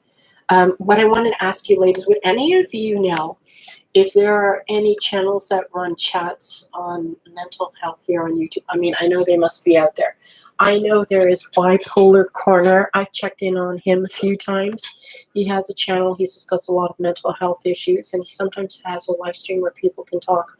I know I myself, I would just like it if maybe there was a channel that maybe did once a week, kind of like a mental health chat where people could come in and talk about how they're managing, whether with their depression, their anxiety, agoraphobia, bipolar mania, whatever it might be. I think particularly during COVID, a lot of us are feeling so tremendously isolated. And I think it's always nice to be able to get into a chat where there are other individuals who don't hold the same preconceptions as, let's say, other individuals might, thinking that because you are struggling with a mental health issue that you are somehow weak or lazy, not interested in improving your health.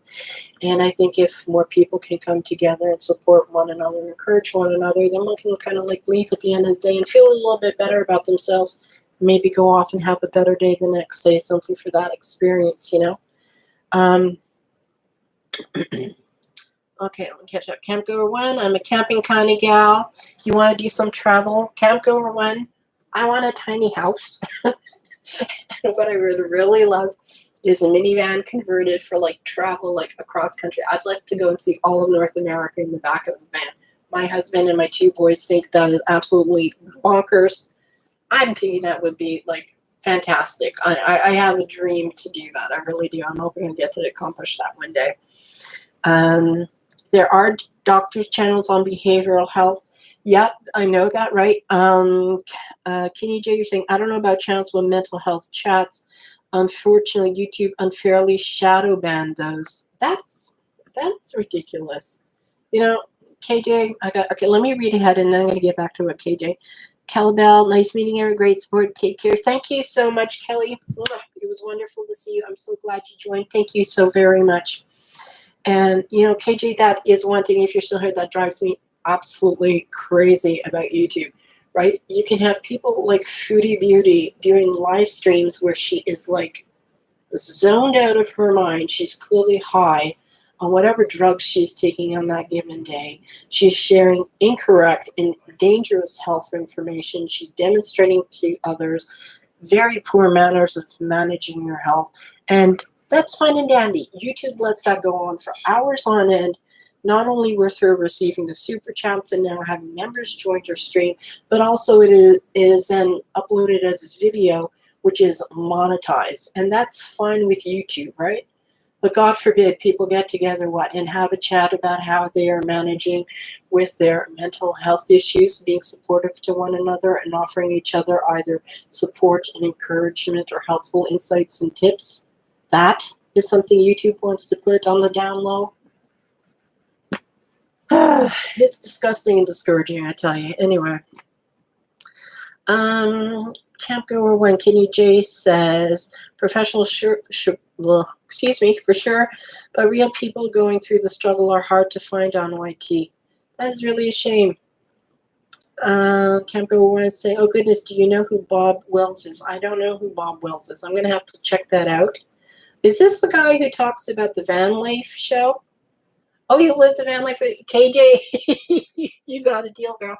If I get a van like that one day and I start this cross-country trip across Canada, I will give you a call. Oh, my goodness. And then the States as soon as you can cross the border. But my dream is really to drive here from Montreal all the way through to Banff and then up the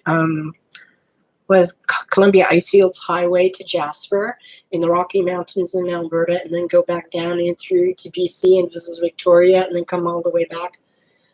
Family members, well, my eldest son, God bless him, he likes to drive like I do. He would love to do that, but my husband and our younger son think, but that's crazy. Like, what are you going to do? See a bunch of trees? Yeah, I want to see the trees. I want to see the lakes. I want to stop in the old little rickety communities here and then say hi to folks over a cup of coffee. I want to see the expanse of the prairies and the rolling hills and beautiful fields. And why not? It's such a vast, gorgeous country. I would love to do that. Camco, when you said YT is funny sometimes, what they want to be let shown. Yeah, I agree with you 100% over there. And KJ, you're saying, yeah, that ticks you off with YouTube also. Nomadland, I haven't heard about that video, Camp Goer 1. Is that, I'm going to have to check that out. Is that like on Netflix or a YouTube video or something like that? I'm going to have to take a look at that. And it's sad that you see more of the States than Canada. YouTube, Kenny J, technically I think I have also. I mean, in Canada, been to different parts of Ontario, certainly to the Toronto and Niagara region in Ontario. In my adolescence, I did go up for a summer sleepaway camp for yearbook editors somewhere in Nipissing, Ontario. But other than that, we've been throughout Quebec. We've been a bit to New Brunswick and Nova Scotia and to PEI. I've never been to Newfoundland, and one dream that I'm hoping to accomplish either later this year or next summer at the latest is to go to Cape Breton Island here in Canada. It's supposed to have one of the most scenic drives along the coastline in the world, and I really would like to do that. But KJ, yes, we'll be in touch. If I can get no one else from the family to take a room in the car, girl, I will give you a call and we'll be off, because I would love that. That would be great. Excuse me. Camper 1, I'm not familiar of places in Canada, but would love to go. I've been to Thunder Bay once. It was awesome. Oh, Thunder Bay. Wow, that's really quite in northern Ontario. I imagine the nature there is absolutely beautiful. I do know that. I think it's somewhere near the Thunder Bay area, Camp Goer 1, and that's a place that I want to visit. If not this summer, then it's going to be on my bucket list for next summer. They actually have, I think, if I'm not mixing this up, it is the highest walking, suspension bridge here in Canada. I think, wait a minute, it's either the longest or the highest, and the other one that's either the longest or the highest is in BC. So it might be the longest walking suspension bridge here in Canada, and it's somewhere in that Thunder Bay area over this huge gorge. And apparently they actually have a zip line that then goes down from the top of the suspension bridge down into the base of the gorge. I don't know if I do the zip line. Maybe if I lose 100 pounds, I will. I don't think they'd let me do it now. It'd be too heavy. There would go the entire line. But that's something that I would love to do. I'm very much an outdoor girl. I love nature and everything outdoors. And my husband, unfortunately, is not fond of insects. His idea of a picnic is going, let's say, to an urban park and finding this nice big area with a lot of cement where they might have like a little, bench or something in the middle of all of that, and it's high noon when there are no mosquitoes out in there. You have your picnic and then you go home. Or you check out museums. That's more my husband's thing. But my oldest son and I, we just love being outdoors, going hiking, and that's something I'm really looking forward to doing a lot more of once I've lost weight and I have more energy, doing more hiking. I just love being outdoors in nature. And you believe that Nomadland, the movie, got an award this year? I'm definitely going to check that out, Campgoer One. That sounds wonderful. And if you ever have the chance to come to Canada and you come our way, let us know. Kidney J is in Toronto. I'm sure she could give you more information about that area. I've been there a few times. I love Toronto. Very beautiful city. Very, very spread out. That's for sure. You've got like a lot of suburbs to it, and it's huge. But the lake area is just absolutely stunning. And Montreal is wonderful. Also, if you ever had the chance to visit our old port here in Montreal, it's now 377 years old. And they try to keep up a lot of the older historic buildings. We have areas where we still have the old historic cobblestone as well too, and it's just an absolute beautiful area right here on the river with the canals and the bike paths. And that's one thing about Montreal. Toronto too has a very good subway system for getting around the city. Montreal does as well, and it also has a very extensive bike path system here too, and that's something I'm looking forward to enjoying a lot more of once I'm a little bit healthier. I can balance better on a bike. You know some other YouTubers from Canada as well, Campgoer One? I'd love if you would share with me, Campgoer One, who some of those YouTubers are. Whether you do it here in the chat or if you want to send me an email, or if you ever mention that in one of your videos, like on Canadian YouTubers. I always like getting to know other people from the area. And you lived 3 hours from Canada once when you were in Washburn, Wisconsin, northern Wisconsin. Yeah, I think that's right along. Wisconsin is what? Is that along the border of Manitoba? Manitoba, Ontario? I'm not sure. Kidney J. Yeah, you want to see Canada? Yeah, do you have a favorite place in Canada that you absolutely want to go to, Kidney J? I mean, I know I can mention a bunch of them. But I'm wondering if there's one in particular that really stands out for you. Hey, Chris from It's a Keto Thing. Hello, sweetheart. I wasn't expecting to really go live for long. I came on here to have like a chat with Tennielle, my lamb, because we're talking about some books that we're going to read together. Tennielle has an idea for a book club.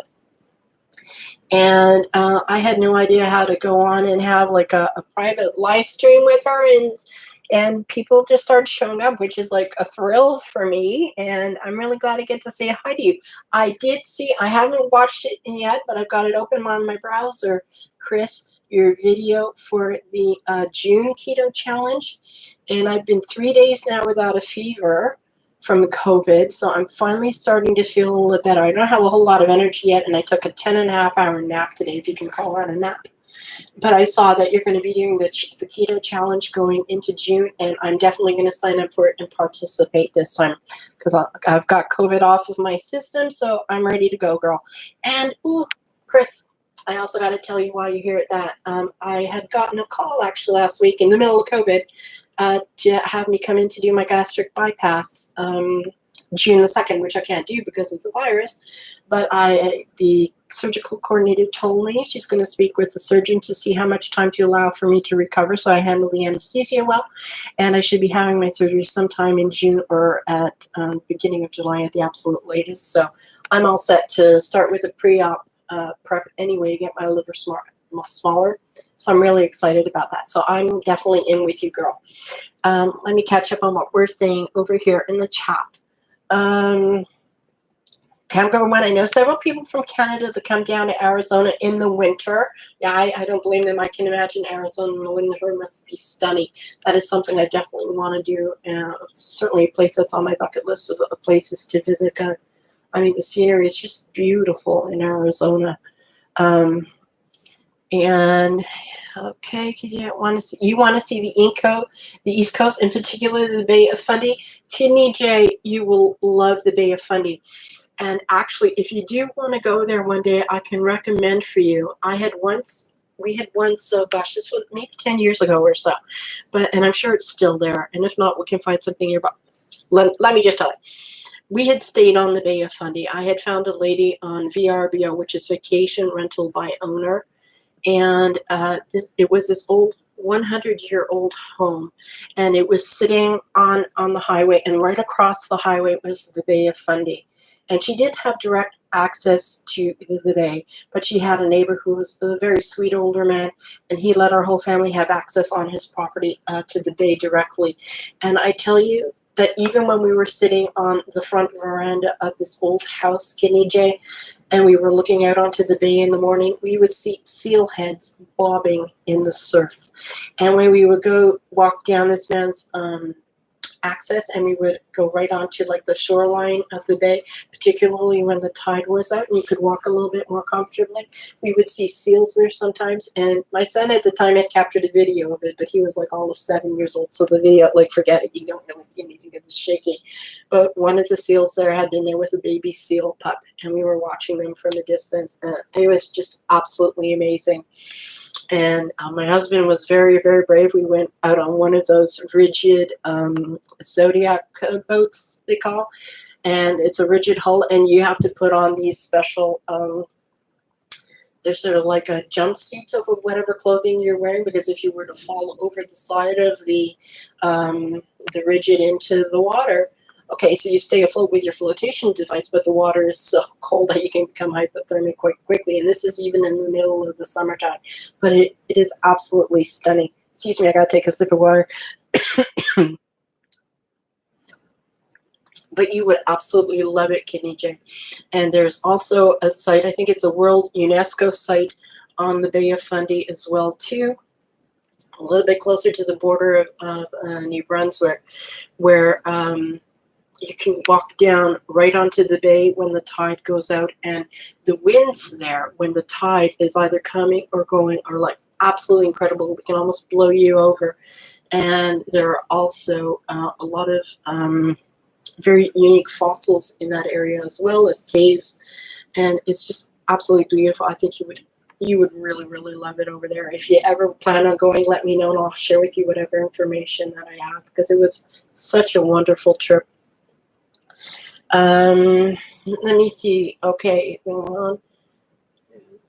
Badge, everybody needs one, is Canadian. Okay, Camp Goer One, thank you. I'm going to check that out as well, and I am not going to forget to check out the supplement that you mentioned as well too. So I thank you very much. Yeah, that is awesome news, isn't it, Chris? I am so excited. I can't wait to get healthier and to get this weight off so I can have more energy and start accomplishing more. I mean, I'm fortunate in that I'm home right now. I'm not working. And I have time on my hands now that my boys are older. And up until COVID last year, I was at least doing some volunteer work at a community center. But then with COVID, they had stopped that. And I've been home pretty much for the last year, cooped up. And I'm really looking forward, as I get healthier, to start going out there and doing more volunteer work as well to help other individuals too. And it'll be wonderful to have the energy to do that. The house was wonderful, KJ, and it was so cool because it was a 100-year-old house. When you stood in the kitchen, the floor was on a bit of an angle because it was all wood and a little bit warped, but it was so quaint. And it had it had 2 bedrooms in it, one just off with a little kitchen, and then you went up this old rickety, sort of like windy staircase, and you would be up in the main bedroom, which is sort of like a loft with the dormer windows from the roof. And it was beautiful. It was so relaxing. And this house also had in the backyard, it had a stream. There was a forest there in the stream. And the lady who had the place had like all of these herbs planted around outside. So if you wanted to do cooking with fresh herbs, you could go. And she had hand painted these stones to say that, like this was a thyme, this was rosemary. It was so quaint and so beautiful. I think it's one of the most relaxing vacations we ever had. And because it's off the beaten path, I guess, and because Nova Scotia is not on everybody's, list of places to go on the Bay of Fundy. Anybody who goes, I guess, goes more towards Halifax. It was very inexpensive too. I think we rented the house for, I think it was $500 for the week. I mean, you can stay in a hotel for that price, and it was just amazing. Yeah, it was wonderful. Oh, okay. Thank you very much, Camgoer One, for putting those channel names down here. I am going to take a look at all of those. Thank you very, very much. I really love meeting other Canadians here. Campgoer One, I can tell you. Oh, well, wait a minute. You're in Arizona, but if you were interested in other Canadian YouTubers, Kidney J, who's here chatting with us right now, she's Canadian. She's in the Toronto area. And as well, there's this Patty Tumat that I mentioned earlier, who's lost a lot of weight following the Whole Foods plant-based diet changes that she's made. And she's located in Nova Scotia in Canada as well, too. Excuse me. My voice is getting really scratchy, so I'm actually going to sign off soon, you guys. I know I had a 10.5 hour nap, and I'm actually a little bit tired.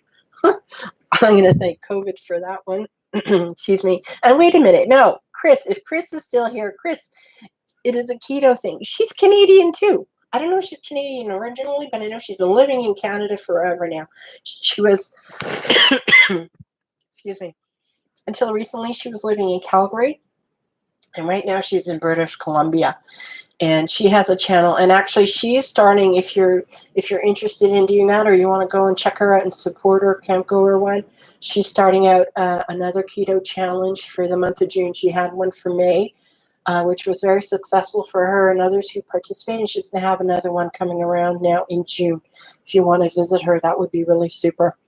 Yes, you are Canadian. Okay.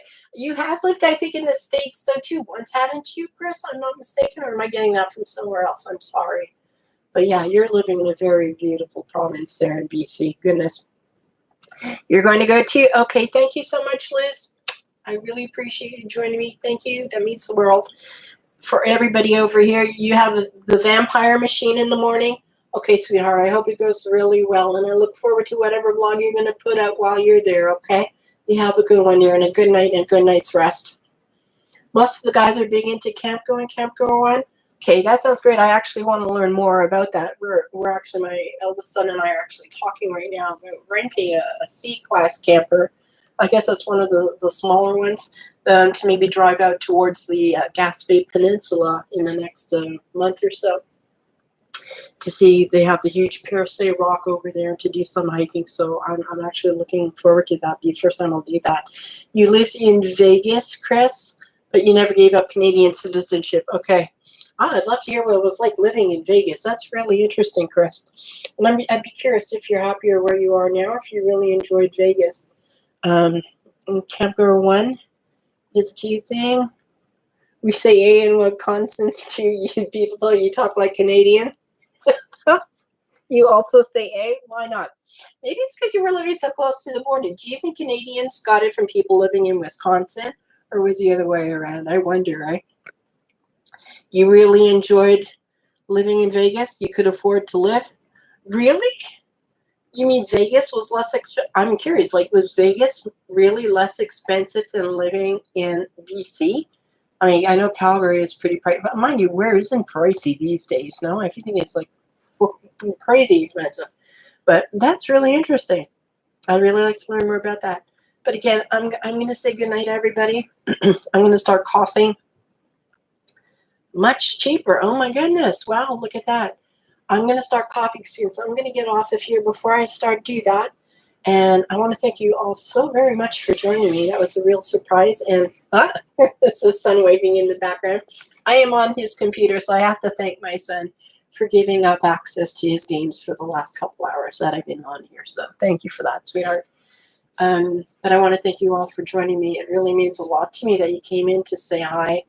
That's one thing I'm going to talk about when I'm talking about the weight loss, is that I guess because of my experiences of abuse when I was younger, where my parents particularly denied what I was going through and turned the other way, and my mother, in fact, actually set me up with my abuser, I still have this lingering doubt about my own self-worth, so that when I get happy mail from somebody, or when I do a live and people show up to chat with me, I'm always left with like this stunned feeling of like, wow, like, why are people here? They're being so nice to me.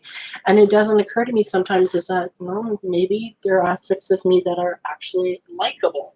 I mean, from a logical perspective, I can say that, but emotionally, sometimes I think I'm just not deserving of, kindness and love in my life. And that's, I guess, why I haven't always been so kind and loving to myself. So that's going to be a big project. So again, thank you so much for coming and joining in. I'm glad I've got to know you all a bit better. And I'm going to be coming by to visit you, Camp Guru One. And Chris, I'm going to be signing up for the month of June, and I will participate this time with a video and shout out the challenge in advance so others can join in. And I'm really looking forward to it. So again, thank you all so very much. I wish you all a good night. Good night, Chris. Good night, Camp Guru One. Nice meeting you, Linda. And I wish you all blessings for a great start to your day tomorrow, okay? Good night, all. Thank you.